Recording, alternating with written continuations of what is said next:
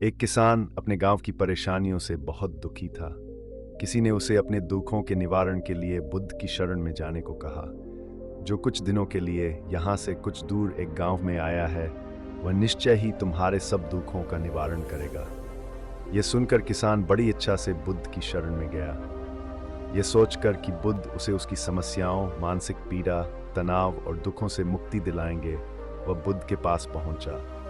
उसने बुद्ध से कहा कि हे बुद्ध, मैं एक किसान हूँ, मुझे खेती करना पसंद है, लेकिन बारिश कभी भी पर्याप्त नहीं होती और मेरी फसलें बर्बाद हो जाती हैं।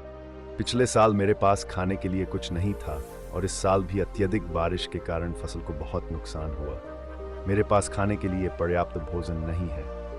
किसान ने कहा, मैं शादीशुदा हूँ, मेरी पत्नी मेरा ख्याल रखती है, मैं उससे प्यार करता हूँ, लेकिन कभी कभी वह मुझे बहुत परेशान करती है और घर में बहुत क्लेश हो जाता है, जिससे मुझे लगता है कि अच्छा होता अगर वह मेरी जिंदगी में नहीं आती। मेरे भी 2 बच्चे हैं।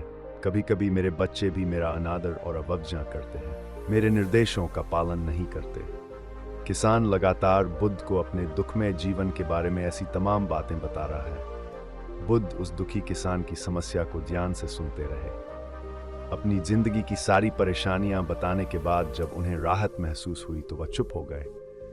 अब उसके पास बताने के लिए कोई और समस्या नहीं बची थी।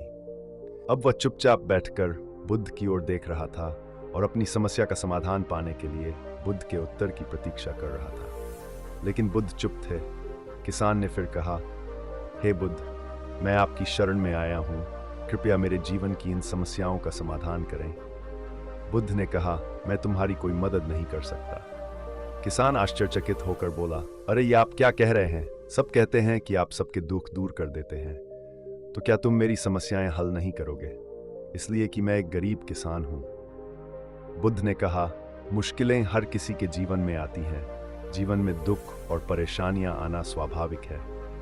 व्यक्ति के जीवन में अक्सर उसके कर्मों के अनुसार परिस्थितियां बदलती रहती हैं, जिससे सुख, दुख, निराशा और क्रोध आता है। नए रिश्तों का बनना, पुराने रिश्तों का बिगड़ना, रिश्तों में मिठास और कड़वाहट, ये सब सामान्य है।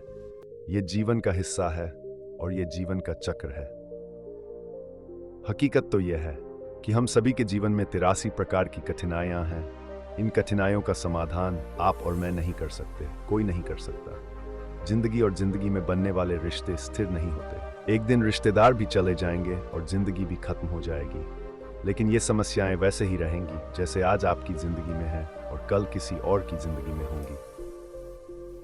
इस पर किसान अपना नियंत्रण खो देता है और क्रोधित हो जाता है और ऊंची आवाज में बुद्ध से कहता है कि हर कोई कहता है कि तुम्हें एक महात्मा, एक सिद्ध पुरुष, एक प्रबुद्ध व्यक्ति होना चाहिए। मैं इस विश्वास के साथ यहाँ आया हूँ कि आप मेरी मदद करेंगे।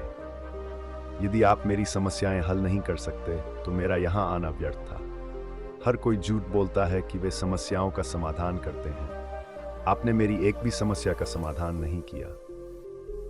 तुमसे अच्छे तो वह महात्मा हैं जो 2 वर्ष पहले मेरे घर आए थे। उन्होंने मेरे लिए यज्ञ कराया, दान दक्षिणा दिलवाई और